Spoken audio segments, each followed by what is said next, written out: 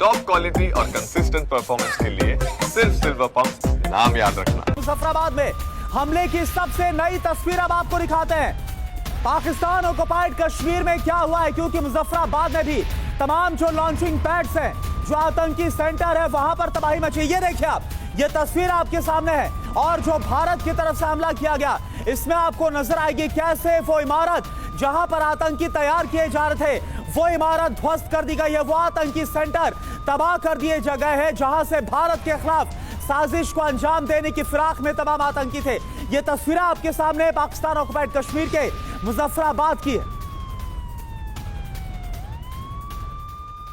और कहां पर आतंकी ठिकाने तबाह हुए हैं। बहावलपुर जैश का मरकज सुहावन अल्लाह ध्वस्त और मुरीद के लश्कर का मरकज ताइबा बर्बाद।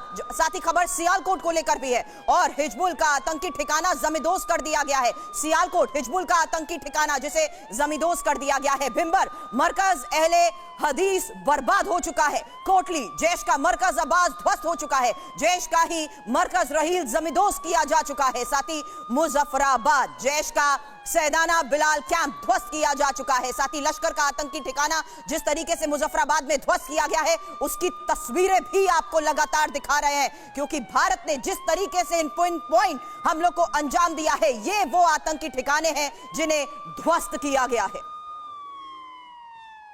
और देखिए एक और बड़ी खबर, ऑपरेशन सिंदूर, जिसके बाद से पूरे पाकिस्तान में दहशत है। इसको लेकर खबर क्या आ रही है?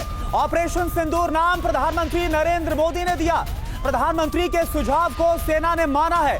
विदेश मंत्री एस जयशंकर ने कहा आतंकवाद पर दुनिया जीरो टॉलरेंस नीति अपनाए। ऑपरेशन सिंदूर प्रधानमंत्री की तरफ से नाम दिया गया। 22 अप्रैल को पहलगाम में जो हमला हुआ और जिस तरह से धर्म पूछ के नाम पूछकर वहां पर कत्लेआम मचाया गया, आतंकवादियों ने एक एक करके सभी लोगों को मारा और 26 लोगों की मौत हुई। इसका बदला ऑपरेशन सिंदूर से लिया गया है। देश की बेटियों का जो सुहाग छीना गया, इसका बदला ऑपरेशन सिंदूर के तहत लिया गया है और 100 आतंकी मारे गए हैं ऑपरेशन सिंदूर में, जो अभी तक की खबर है। और ये नाम खुद प्रधानमंत्री नरेंद्र मोदी की तरफ से दिया गया। 9 अलग अलग आतंकवादियों के जो ठिकाने हैं, और इसमें लश्कर तैयबा की बात करें जो कि मुरीद के, और इसके अलावा बहावलपुर की बात करें, जैश ए मोहम्मद का जो हेडक्वार्टर है वो भी तबाह कर दिया गया है। ये भी खबर सामने आई है।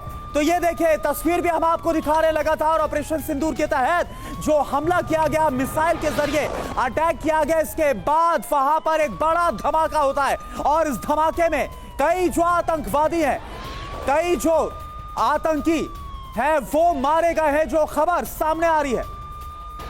हालांकि चतुर्वेदी सर, सवाल आपसे उस आधार पर, क्योंकि इसी ऑपरेशन सिंदूर को देखते हुए टारगेट जिन लोकेशंस को किया गया है वो कितने इंपॉर्टेंट है? ये वो ऑपरेशनल लोकेशंस हैं जिन्हें भारत ने सीधे तौर पर टारगेट करते हुए दुनिया को ये दिखा दिया कि आतंक का खात्मा भारत ने कर दिया है। चतुर्वेदी साहब, ये बहुत ही प्रिसीजन स्ट्राइक है, बहुत सोच समझ के और बहुत प्लानिंग के तहत की गई स्ट्राइक है। टारगेट्स का सिलेक्शन बहुत इंपॉर्टेंट होता है किसी भी, और ये 9 के 9 जो टारगेट्स हैं, ये आतंकी शिविर हैं या आतंकी हेडक्वार्टर हैं, जहां से पाकिस्तान भारत के अंदर आतंकवादी भेजता था और ये कार्रवाई जैसे पहलगाम में हुई, इस तरह की कार्रवाइयां करवाता था। तो इनको सजा देना, इनको दंड देना, भारत ने इसकी प्रतिज्ञा की थी। हमारे प्रधानमंत्री जी, हमारे रक्षा मंत्री जी ने बिल्कुल साफ तौर पे विश्व के समक्ष कहा था कि जिसने भी इस आतंकवादी घटना को अंजाम दिया है और जो इसके पीछे साजिश में है, उन सबको सजा दी जाएगी। और वही आज भारत ने किया है।